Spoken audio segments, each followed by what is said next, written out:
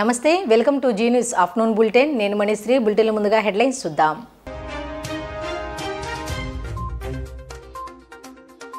హైదరాబాద్ పర్యటనలో సీఎం జగన్ తెలంగాణ మాజీ సీఎం కేసీఆర్ ను పరామర్శించిన ముఖ్యమంత్రి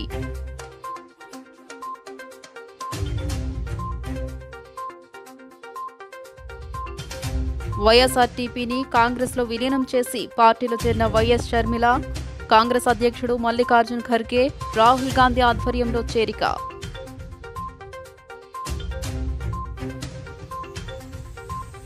షర్మిల కాంగ్రెస్లో చేరడంపై ప్రతిపక్ష నేత చంద్రబాబు ఆసక్తికర వ్యాఖ్యలు జగన్ వదిలిన బాణం రివర్స్లో తిరుగుతుందని ఎద్దేవా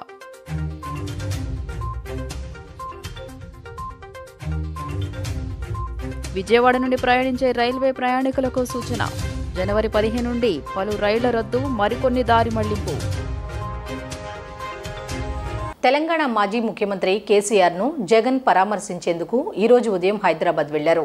కేసీఆర్ నివాసానికి వెళ్లిన జగన్ ఆయన ఆరోగ్య పరిస్థితి గురించి అడిగి తెలుసుకున్నారు. AP CM YS Jagan Telangana మాజీ సీఎం కేసీఆర్ ను పరామర్శించారు. హైదరాబాద్ నందినగర్లోని కేసీఆర్ నివాసానికి వెళ్లిన జగన్ ఆయన ఆరోగ్య పరిస్థితి గురించి అడిగి తెలుసుకున్నారు. అనంతరం కాసేపు మాట్లాడుకున్నారు.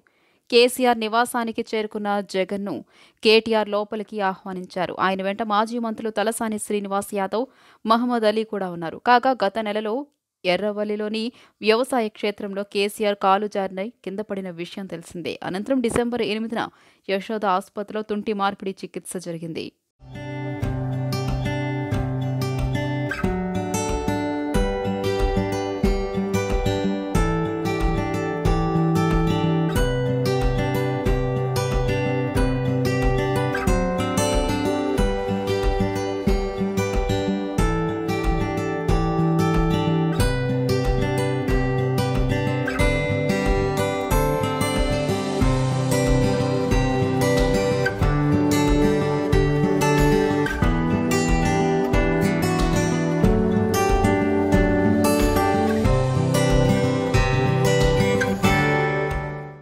వైఎస్ షర్మిల కాంగ్రెస్లో చేరారు. వైఎస్ఆర్టీపీని కాంగ్రెస్లో విలీనం చేసి వైఎస్ షర్మిల కాంగ్రెస్ కండువా కప్పుకున్నారు. కాంగ్రెస్ అధ్యక్షులు మల్లికార్జున ఖర్గే, రాహుల్ గాంధీ సమక్షంలో వైఎస్ షర్మిల కాంగ్రెస్ తీర్థం పుచ్చుకున్నారు. వైఎస్ఆర్టీపీని విలీనం చేసి పార్టీలో చేరిన షర్మిలను కాంగ్రెస్ నేతలు రాహుల్, ఖర్గే ఆహ్వానించారు. వైఎస్ షర్మిల కాంగ్రెస్లో చేరారు. కాంగ్రెస్ అధ్యక్షుడు మల్లికార్జున్ ఖర్గే, రాహుల్ గాంధీ సమక్షంలో వైఎస్ షర్మిల కాంగ్రెస్ తీర్థం పుచ్చుకున్నారు. వైఎస్ఆర్టీపీని విలీనం చేసి పార్టీలో చేరిన షర్మిలను కాంగ్రెస్ నేతలు రాహుల్, ఖర్గే ఆహ్వానించారు. అనంతరం వైఎస్ షర్మిల మాట్లాడారు. కాంగ్రెస్ పార్టీలో చేరినందుకు సంతోషంగా ఉందన్నారు. దేశంలో కాంగ్రెస్ పార్టీ అతిపెద్ద సెక్యులర్ పార్టీ అని పేర్కొన్నారు. దేశంలో అన్ని వర్గాలను ఏకం చేసిన ఘనత కాంగ్రెస్ పార్టీది అంటూ పేర్కొన్నారు. కాంగ్రెస్ పార్టీ తనకు ఎటువంటి బాధ్యతలు ఇచ్చినా నిర్వర్తిస్తానని స్పష్టం చేశారు. ఏపీలోనే కాదు అండమాన్లోనైనా పనిచేస్తా అంటూ వైఎస్ షర్మిల పేర్కొన్నారు. ఈరోజు వైఎస్ఆర్ తెలంగాణ పార్టీని కాంగ్రెస్ పార్టీలో విలీనం చేస్తున్నందుకు రాజశేఖర రెడ్డి బిడ్డగా నేను సంతోషిస్తున్నా. ఎందుకంటే ఈ రోజు నుంచి వైఎస్ఆర్ తెలంగాణ పార్టీ కాంగ్రెస్ పార్టీలో భాగమై, కాంగ్రెస్ పార్టీ ఉన్నంత వరకు వైఎస్ఆర్ తెలంగాణ పార్టీ కూడా కాంగ్రెస్ పార్టీలో భాగమై ఉంటుంది. కాబట్టి వైఎస్ఆర్ తెలంగాణ పార్టీ నాయకులు, వైఎస్ఆర్ తెలంగాణ పార్టీ కార్యకర్తలు నాతో పాటు ఈరోజు చాలా సంతోషంగా ఇండియన్ నేషనల్ కాంగ్రెస్ పార్టీలో విలీనం కావడం జరుగుతుంది. రాజశేఖర రెడ్డి గారు బ్రతికున్నంత కాలం నమ్మకంగా కాంగ్రెస్ పార్టీకి సేవ చేయడమే కాకుండా రాజశేఖర రెడ్డి గారు చనిపోయే నాటికి కూడా కాంగ్రెస్ పార్టీకి సేవ చేస్తూనే చనిపోయారు. ఈరోజు రాజశేఖర రెడ్డి బిడ్డ కాంగ్రెస్ పార్టీలో చేరుతుంది అంటే రాజశేఖర రెడ్డి గారికి చాలా సంతోషం, చాలా గర్వం కలిగించే విషయం అని నేను నమ్ముతున్నా. ఎందుకంటే ఈరోజు మన దేశంలోనే అతిపెద్ద సెక్యులర్ పార్టీ కాంగ్రెస్ పార్టీ. కాబట్టి కాంగ్రెస్ పార్టీ మన స్వాతంత్రం వచ్చినప్పటి నుంచి పునాదులు వేయడం దగ్గర నుంచి ఈ దేశాన్ని కట్టడం దగ్గర వరకు కాంగ్రెస్ పార్టీ హస్తం ఉంది. ప్రతి వర్గాన్ని కలుపుకుపోతూ ప్రతి విశ్వాసానికి, ప్రతి ఫెయిత్కు నమ్మకం కలిగిస్తూ ప్రతి సెక్షన్ ఆఫ్ ద సొసైటీలో కలుపుకుపోతూ ముందుకు వెళ్ళిన party Congress party. Congress party ముందు కూడా రాహుల్ గాంధీ గారి నాయకత్వంలో, ఖార్గే గారి నాయకత్వంలో ప్రజలందరికీ మేలు చేస్తుందని సంపూర్ణంగా విశ్వసిస్తూ రాజశేఖర రెడ్డి గారి కళ, ఏ కళ అయితే రాజశేఖర రెడ్డి గారు రాహుల్ గాంధీని ప్రధానమంత్రిని చేయాలి అని మనస్ఫూర్తిగా కోరారో, వైఎస్ షర్మిల నేడు కాంగ్రెస్ పార్టీలో చేరుతుండటంపై టీడీపీ అధినేత చంద్రబాబు నాయుడు ఆసక్తికర వ్యాఖ్యలు చేశారు. జగన్ వదిలిన బాణం రివర్స్లో తిరుగుతోందని ఎద్దేవా చేశారు. చెల్లి నిర్ణయంతో జగన్కు సీఎం సీటుకే ఎసరు వచ్చే అవకాశం ఉందని వ్యాఖ్యానించారు. వైఎస్ఆర్టీపీ అధ్యక్షురాలు షర్మిల ఈరోజు కాంగ్రెస్లో చేరుతున్నారు. కాంగ్రెస్లో తన పార్టీని విలీనం చేయబోతున్నారు. ఆమెకు ఏపీ బాధ్యతలను అప్పగించే అవకాశం ఉందని తెలుస్తోంది. ఈ నేపథ్యంలో టీడీపీ అధినేత చంద్రబాబు ఆసక్తికర వ్యాఖ్యలు చేశారు. జగనన్న వదిలిన బాణం ఇప్పుడు రివర్స్లో తిరుగుతోందని అన్నారు. తెలంగాణ మాదిరి ఏపీలో కూడా కాంగ్రెస్ పుంజుకునే అవకాశాలు లేకపోలేదని చెప్పారు. కాంగ్రెస్ ప్రభావం వైసీపీపై పడుతోందని అన్నారు. చెల్లి నిర్ణయంతో జగన్ సీఎం సీటుకే ఎసరు వచ్చే అవకాశాలు ఉన్నాయని చెప్పారు. తల్లి చెల్లి వ్యవహారాన్ని జగనే చూసుకోవాలని అన్నారు. మాట్లాడితే అందరినీ విమర్శించడం, అన్ని రాజకీయ పార్టీలు విమర్శించడం ఒక అలవాటుగా పెట్టుకున్నాడు. చెప్పేటి అన్ని అబద్ధాలు. వాళ్ళ ఇంట్లో మనం చిచ్చు పెట్టామంట. వాళ్ళ ఇంట్లో మనం చిచ్చు పెట్టడం ఏంటి? మీ ఇంట్లో మీరు చిచ్చు పెట్టుకొని మా మీద పడతారేంటి? నువ్వు ఆ రోజు సమాధానం చెప్పు. జగనన్న వదిలిన బాణం అని అప్పుడు షర్మిల గారు రాష్ట్రం అంతా తిరిగారు. ఇప్పుడు రివర్స్లో తిరుగుతున్నారు. అది మీ కుటుంబ వ్యవహారం. మీ తల్లి మీ చెల్లెలు మీరు చూసుకోవాలి. మాకేం సంబంధం? అంటే ఏదో ఒక విధంగా వేరే వాళ్ళ పైన బురద జల్లేసి రాజకీయం చేయాలని రాజకీయం కాదని చెప్పి నేను మీకు తెలియజేస్తున్నా. ఎందుకు మాట్లాడానంటే ఈ విషయాలు కూడా నేను మాట్లాడేవాడిని కాదు. ఈ రోజే ఏదైతే పెన్షన్ పెంచామనే కార్యక్రమంతో రాజకీయ పార్టీలను విమర్శించడం అనేది సబబు కాదని చెప్పి కూడా నేను మీకు తెలియజేస్తున్నా.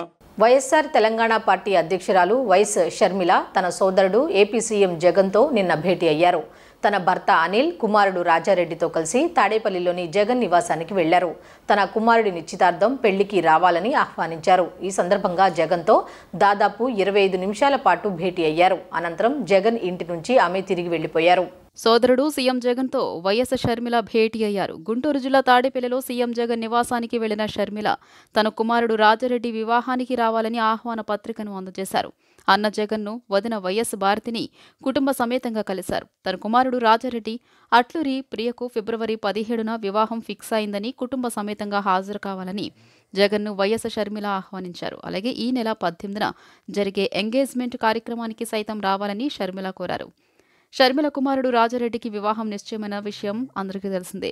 ఫిబ్రవరి 17వ తేదీన అట్లూరి ప్రియతో కుమారుడి వివాహం నిశ్చయించినట్లు షర్మిల స్వయంగా సోషల్ మీడియా ద్వారా ప్రకటించారు. ఈ నేపథ్యంలో జనవరి 18వ తేదీన వీరి నిశ్చితార్థ వేడుకను నిర్వహించనున్నట్లు వెల్లడించారు. రాజశేఖర రెడ్డి గారి మనవడి పెళ్లికి రమ్మని జగన్మోహన్ రెడ్డి గారిని ఆహ్వానించడం జరిగింది. సానుకూలంగా స్పందించారు. ఇంకా ఎవరికి ఇవ్వలేదు, మిగతా వాళ్ళందరికీ కూడా మొదలు పెట్టడం జరుగుతుంది. పెళ్ళి అనేది చాలా ముఖ్యమైన విషయం కనుక అందరూ వచ్చి నా కొడుకును ఆశీర్వదించాలని మనస్ఫూర్తిగా కోరుకుంటున్నాను. విజయవాడ రైల్వే డివిజన్లోని పలు రైళ్లు జనవరి 15 నుంచి రద్దు అయ్యాయి. మరికొన్ని పాక్షికంగా రద్దు చేయడంతో కొన్ని రైళ్లను దారి మళ్లించారు. దక్షిణ మధ్య రైల్వే విజయవాడ డివిజన్లో నిర్వహణ పనుల నిమిత్తం ఈ మేరకు నిర్ణయం తీసుకున్నట్లు రైల్వే అధికారులు తెలిపారు. పూర్తిగా రద్దు చేసిన రైళ్లు, పాక్షికంగా రద్దు చేసిన రైళ్లు వివరాలను ప్రయాణికులు ముందుగానే తెలుసుకోవాలని రైల్వే అధికారులు సూచనలు చేశారు. అనకాపల్లి నియోజకవర్గాన్ని వదలాల్సి వస్తుందంటూ మంత్రి గుడివాడ అమర్నాథ్ తీవ్ర భావోద్వేగానికి గురయ్యారు. అనకాపల్లి నుంచి ఎమ్మెల్యేగా గెలిచిన అమర్నాథ్ మంత్రి పదవిని చేపట్టారు. అయితే ఏపీ అసెంబ్లీ ఎన్నికలకు ముందు వైసీపీ అధినేత సీఎం జగన్ సంచలన నిర్ణయాలు తీసుకుంటున్నారు. అనకాపల్లి నియోజకవర్గాన్ని వదలాల్సి వస్తుందంటూ మంత్రి గుడివాడ అమర్నాథ్ తీవ్ర భావోద్వేగానికి గురయ్యారు. నియోజకవర్గాల వారీగా సమీక్షలు జరుపుతూనే పలుచోట్ల అభ్యర్థులను మార్చుతున్నారు. వైనాట్ 175 టార్గెట్ సీఎం జగన్ పలు నియోజకవర్గాలకు కొంత ఇన్ఛార్జీలను నియమిస్తున్నారు. ఈ క్రమంలో అనకాపల్లికి మలసాల భరత్ను సీఎం జగన్ ఇన్ఛార్జిగా నియమించారు. మంత్రి అమర్నాథ్కు సంబంధించి పార్టీ అధిష్టానం ఎలాంటి ప్రకటన చేయలేదు. ఉత్తరాంధ్రకు సంబంధించిన జాబితాలోనూ మంత్రి అమర్నాథ్ పేరును ప్రకటించలేదు. అంతేకాకుండా ఎలాంటి బాధ్యతలను సైతం అప్పగించలేదు.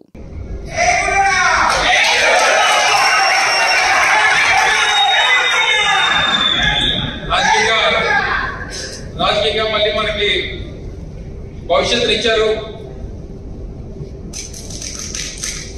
ఎప్పుడు స్థానం వాళ్ళని విడిచిపెట్టాలంటే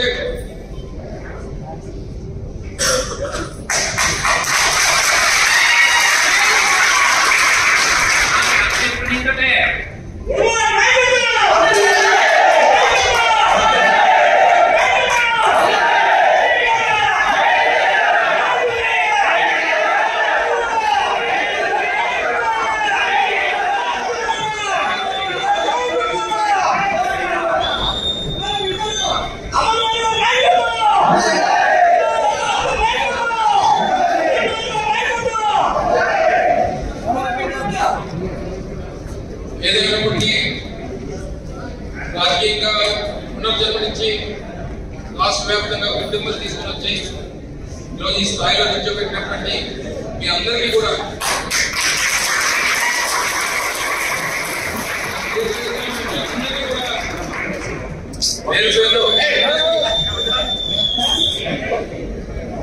పేరు పేరున మీ అందరికీ అసలు పాదాభావం చేయాల్సినటువంటి అవసరం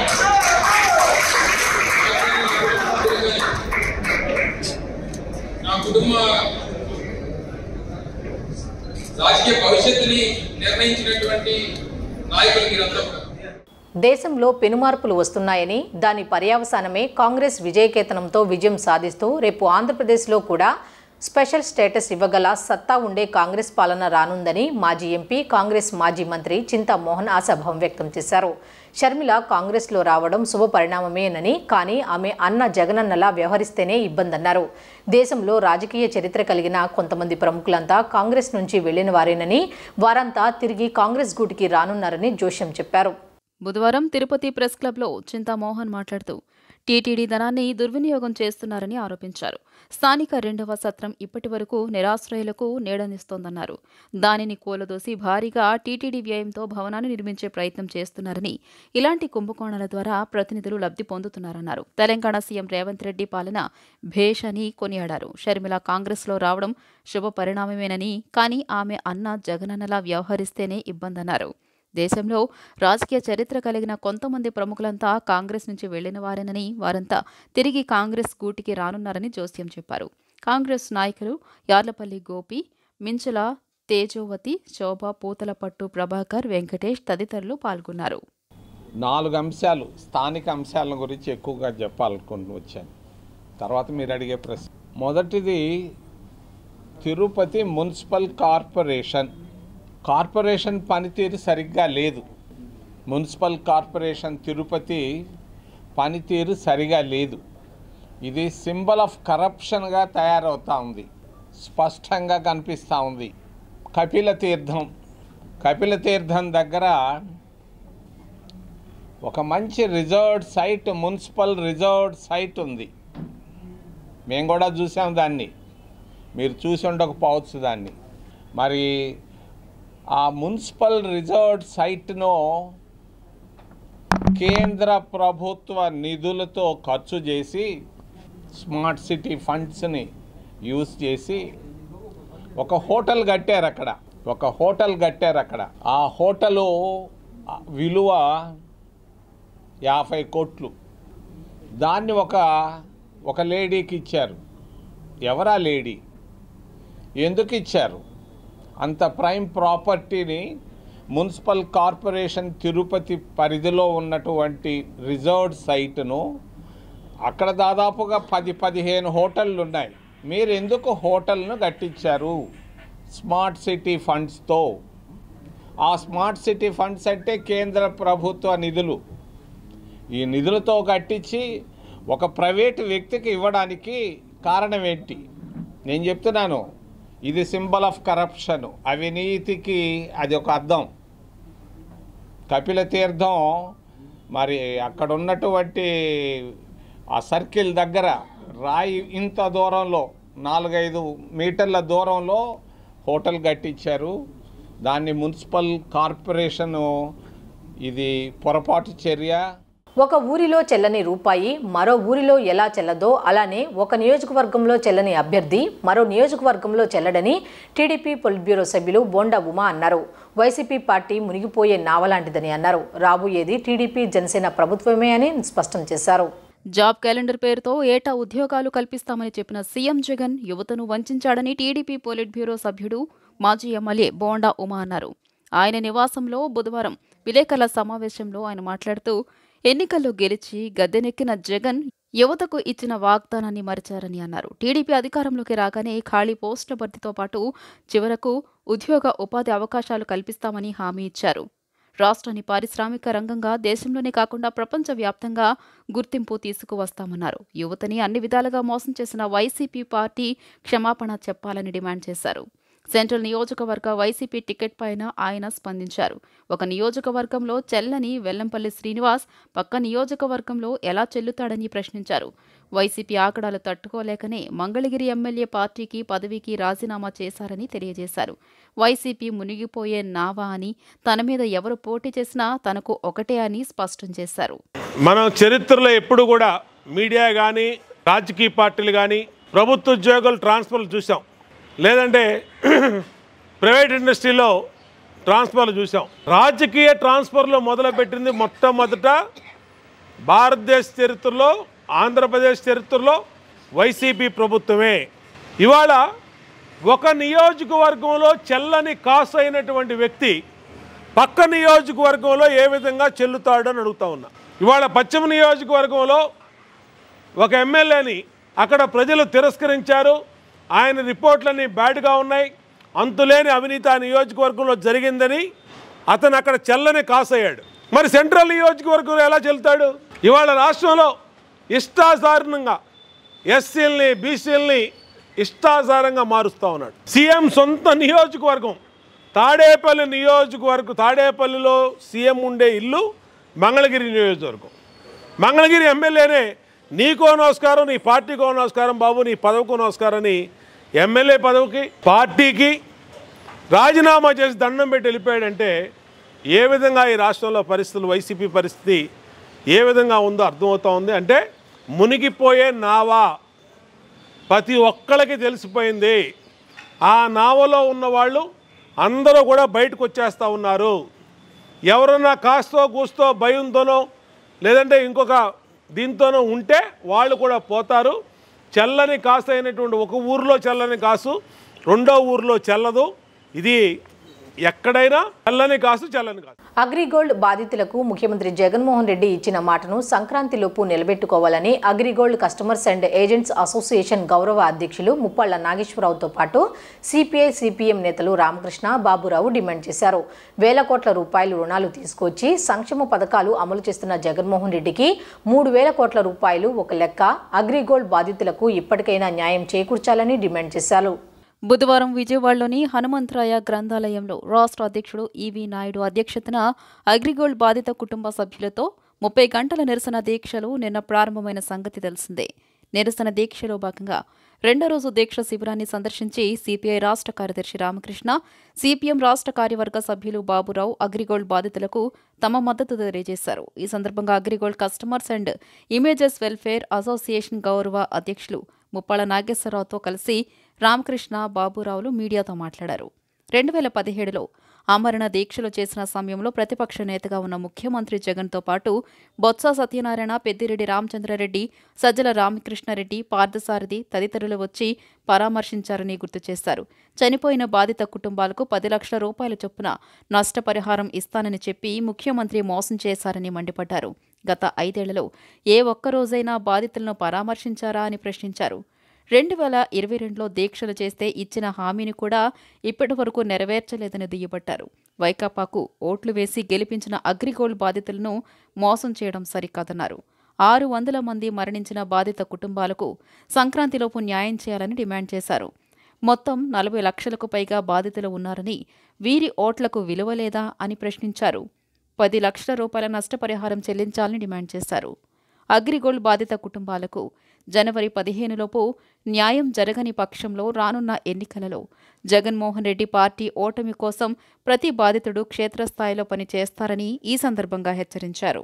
అగ్రిగోల్డ్ బాధితుల ఆర్తనాదాలు గత 2 మాసాలుగా రాష్ట్ర వ్యాప్తంగా నియోజకవర్గ స్థాయి నుండి రాష్ట్ర స్థాయి దాకా మారుమోగుతున్నాయి. అయినా జగన్మోహన్ రెడ్డి గారి చెవులకి వినిపించడం లేదు.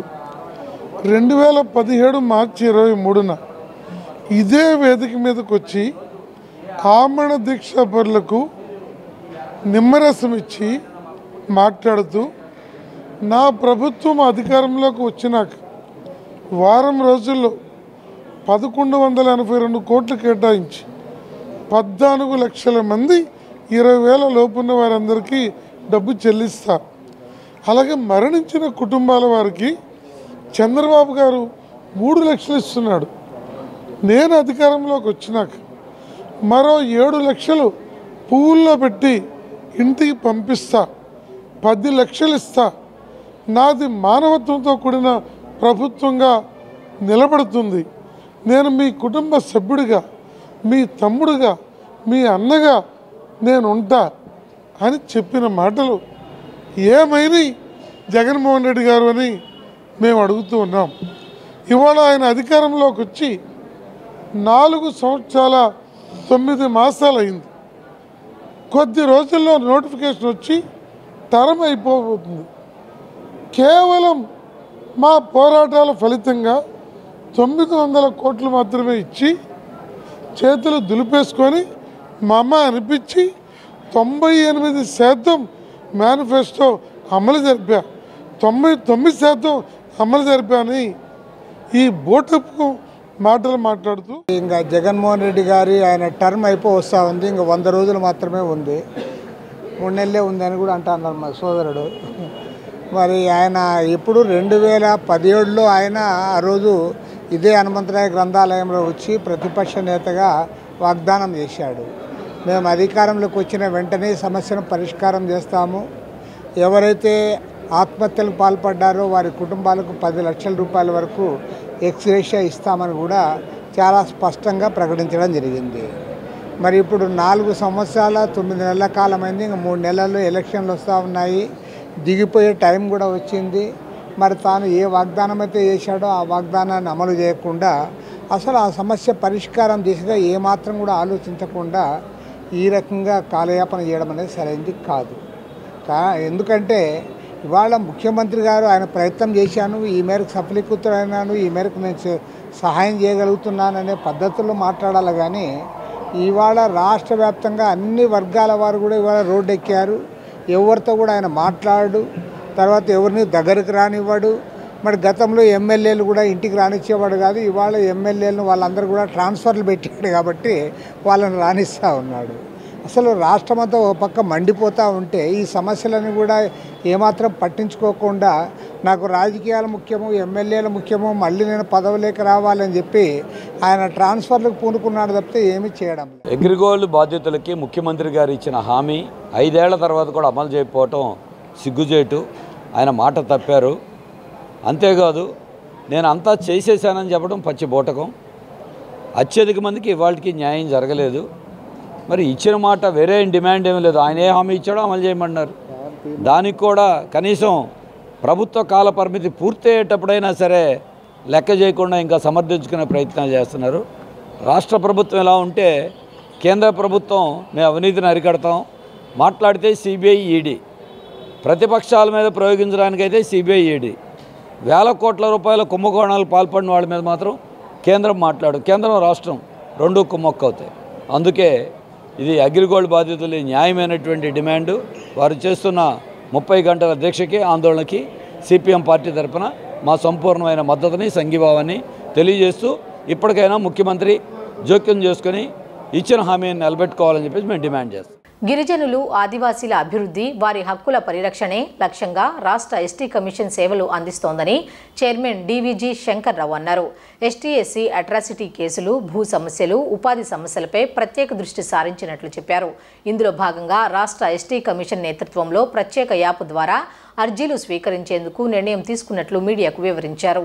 విజయవాడలోని ఎస్టీ కమిషన్ కార్యాలయంలోని తన ఛాంబర్లో బుధవారం నిర్వహించిన విలేకరుల సమావేశంలో ఆయన మాట్లాడుతూ గ్రీవెన్స్ సెల్ ద్వారా 2022లో 2751, 2023లో 2712 ఫిర్యాదులు వచ్చాయని, ఇందులో కేవలం 432 ఫిర్యాదులు మాత్రమే పెండింగ్లో ఉన్నాయని తెలియజేశారు. విజయనగరం, అల్లూరి సీతారామరాజు, శ్రీకాకుళం, పార్వతీపురం, మన్యం తదితర జిల్లాల్లో పర్యటించి గిరిజనులు, ఆదివాసుల సంక్షేమానికి ప్రభుత్వం చేపట్టిన అభివృద్ధి కార్యకలాపాలను సమీక్షించామని వివరించారు. పలుచోట్ల సమస్యలపై వినతులు స్వీకరించి తగిన చర్యలు తీసుకున్నట్లు పేర్కొన్నారు. ఎస్టీ ఎస్సీ అట్రాసిటీ కేసులు, భూ సమస్యలు, ఉపాధి సమస్యలపై ప్రత్యేక దృష్టి సారించినట్లు చెప్పారు. ఇందులో భాగంగా రాష్ట్ర ఎస్టీ కమిషన్ నేతృత్వంలో ప్రత్యేక యాప్ ద్వారా అర్జీలు స్వీకరించేందుకు నిర్ణయం తీసుకున్నామన్నారు. ఈ సమావేశంలో రాష్ట్ర ఎస్టీ కమిషన్ సభ్యులు వడిత్య శంకర్ నాయక్, కార్యదర్శి రామశేషు తదితరులు పాల్గొన్నారు. ఎస్టీ కమిషన్ 21లో స్టార్ట్ అయ్యాక 2022లో మాకు వివిధ మార్గాల్లో 2751 గ్రీవెన్సెస్ వచ్చాయి. అదేవిధంగా 2023లో 2712 గ్రీవెన్సెస్ మా ఎస్టీ కమిషన్కి చేరాయి. అంటే దాదాపు 3,000 ఒక్కొక్క సంవత్సరంకి వస్తున్నట్టు లెక్క. వీటిలో ఇంకా పెండింగ్లోనే 480 ఇలా ఉన్నాయి. పెండింగ్ అంటే అవి వివిధ దశల్లో ఉంటాయి. ఈ ప్రొసీజర్ బట్టి వెళ్తూ చాలా మటుకు టేకప్ చేసిన గ్రీవెన్సెస్ ఒక లాజికల్ ఎండ్కి రావడం అనేది మాకు చాలా తృప్తిగా ఉంది. నేను ఛార్జ్ తీసుకొని 5 మాసాలు అయింది. ఈ 5 మాసాల్లో నేను ఒక 29 సార్లు పర్యటించాను. గ్రామాల్లో పర్యటించడం, అదేవిధంగా జిల్లాల్లో పర్యటించడం చేశాను. అలాగే ఎక్కడైనా ఎమర్జెన్సీ ఉంటే మా కమిషన్ సభ్యులు కూడా ఎప్పటికప్పుడు వీలు మేరకు పర్యటించడం జరుగుతుంది. ముఖ్యంగా మా ఉద్దేశం, కమిషన్ మోటో ఏంటంటే ప్రతి గిరిజనుడికి, రాష్ట్రంలో ఉన్న ప్రతి గిరిజనుడికి ఎస్టీ కమిషన్ గురించి తెలియాలి. అదేవిధంగా ఎస్టీ కమిషన్ మాకు భరోసా ఉంటుంది, మా తరపున వాయిస్గా ఉంటుందన్న భరోసా కల్పించడం మా మోటో. దాని ప్రకారమే మేము విస్తృతంగా ప్రజల్లో చైతన్యం కూడా తీసుకొస్తున్నాం. ఏంటంటే మీరు ఫోన్ ద్వారా కానీ, ఈమెయిల్ ద్వారా కానీ ఏం తెలియజేసినా, మీ సమస్యలు ఏం తెలియజేసినా కమిషన్ స్పందిస్తుంది అని మేము తెలియపరుస్తున్నాం. గత 10 రోజులుగా మున్సిపల్ కార్మికులు వారి న్యాయమైన హక్కుల సాధన కోసం కుటుంబాలను వదిలి రోడ్డుపై సమ్మె చేస్తుంటే రాష్ట్ర ప్రభుత్వంలో కనీసం చలనం లేదని మాజీ ఎమ్మెల్యే తంగిరాల సౌమ్య విమర్శలు చేశారు. గత తెలుగుదేశ ప్రభుత్వ హయాంలో ఈ విధంగా సమ్మెలు జరిగితే పిలిచి మాట్లాడి వారి డిమాండ్లను పరిష్కరించామని, కానీ ఈ ప్రభుత్వంలో ఆ వాతావరణం ఎక్కడా కనిపించడం లేదని ధ్వజమెత్తారు. నందిగామ పట్టణం మున్సిపల్ కార్యాలయం ఆవరణ ముందు గురువారం నాడు గత 10 రోజులుగా రాష్ట్ర ప్రభుత్వం తమ సమస్యలను పరిష్కరించాలంటూ మున్సిపల్ కార్మికులు చేస్తున్న సమ్మెకు పట్టణ తెదేపా కౌన్సిలర్లు మరియు తెదేపా నేతల బృందంతో కలిసి మాజీ ఎమ్మెల్యే తంగిరాల సౌమ్య సంఘీభావం తెలియజేసి వారి జీవనోపాధి కోసం నిత్యావసర సరుకుల కిట్లను మున్సిపల్ కార్మికులకు అందజేశారు. పారిశుద్ధ్య కార్మికులు మన జీవితంలో ఒక భాగమని ఆమె ఈ సందర్భంగా పేర్కొన్నారు. వారు ఒక్కరోజు పని చేయకపోయినా ఎక్కడికక్కడ పారిశుద్ధ్యం లోపించి అంతా మురికితో నిండిపోతుందన్నారు. ఏ వ్యక్తి ఆసక్తి చూపనటువంటి పనులను, అంటే చెత్తను తీసివేయడం, దుర్గంధాన్ని తొలగించడం వంటి పనులను పారిశుద్ధ్య కార్మికులు చేస్తారని గుర్తు చేశారు. నిజంగా వారికి మనం పాదాభివందనం చేయాలని పేర్కొన్నారు. పారిశుద్ధ్య కార్మికులు దైవ సమానులని, గత 10 రోజులుగా వారి హక్కుల కోసం కుటుంబాలను వదిలి రోడ్డుపై సమ్మె చేస్తుంటే రాష్ట్ర ప్రభుత్వంలో కనీస చలనం లేదంటూ మండిపడ్డారు. పారిశుద్ధ్య కార్మికులు గత 10 రోజులుగా చేస్తున్న పోరాటానికి సంఘీభావంగా మేము తెలుగుదేశం పార్టీ నందిగామ నియోజకవర్గం వాళ్ళు తెలియజేస్తున్నామండి. మన జీవితంలో నిత్యం వాళ్ళు ఒక భాగం అండి. వాళ్ళు ఏ విధంగా ఒక్కరోజు పని చేయకపోతే మొత్తం రాష్ట్రం అంతా కూడా మురికితో నిండిపోద్ది, కంపుతో నిండిపోద్ది. కానీ ఎటువంటి వాళ్ళు కూడా చేయని పనులు వీళ్ళు వాళ్ళ చేతులతో తీస్తారు. చెత్తని మురికి కాలంలో నుంచి తీస్తారు. నిజంగా వాళ్ళు దైవంతో సమానం. వాళ్ళ పాదాలకు మనం మొక్కాలి. మరి అటువంటి వాళ్ళు వాళ్ళ పోరాటాల కోసం గత 10 రోజులుగా పోరాటం చేస్తూ వాళ్ళ హక్కుల కోసం పోరాటం చేస్తుంటే కనీస స్పందన లేదు ఈ ప్రభుత్వంలో.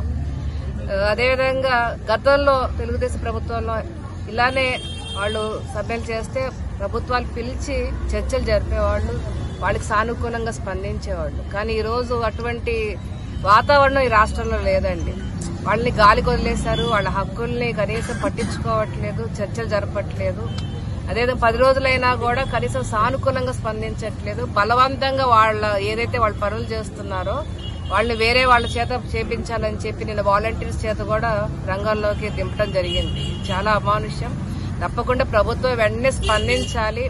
వాళ్ళు ఏదైతే హక్కులు వాళ్ళ డిమాండ్స్ ఉన్నాయో రెగ్యులరైజేషన్ చేయాలి, పెన్షన్ ఇవ్వాలి. మరి కొంతమంది పెన్షన్ అయినా కూడా వాళ్ళకి బెనిఫిట్స్ ఇంకా రావట్లేదండి. ఆన్లైన్ లో చూస్తే ఇంకా మీరు రిటైర్ అవ్వలేదని చెప్తున్నారు. వాళ్ళు వాస్తవికంగా వాళ్ళు రిటైర్ అయ్యారు. వార్తలు ముగించే ముందు హెడ్లైన్స్ మరొకసారి చూద్దాం.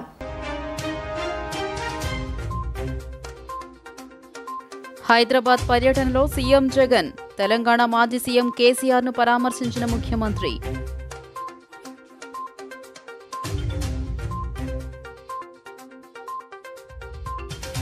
వైఎస్ఆర్టీపీని కాంగ్రెస్ లో విలీనం చేసి పార్టీలో చేరిన వైఎస్ షర్మిల, కాంగ్రెస్ అధ్యక్షుడు మల్లికార్జున్ ఖర్గే, రాహుల్ గాంధీ ఆధ్వర్యంలో చేరిక.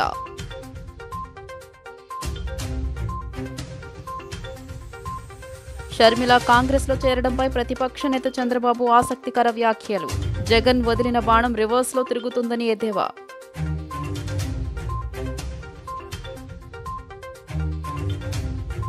విజయవాడ నుండి ప్రయాణించే రైల్వే ప్రయాణికులకు సూచన. జనవరి 15 నుండి పలు రైళ్ల రద్దు, మరికొన్ని దారి మళ్లింపు. ఈ వార్తలు ఇంతటితో సమాప్తం. తిరిగి రాత్రి 7:30 బులెటిన్లో కలుద్దాం. అంతవరకు సెలవు. నమస్కారం.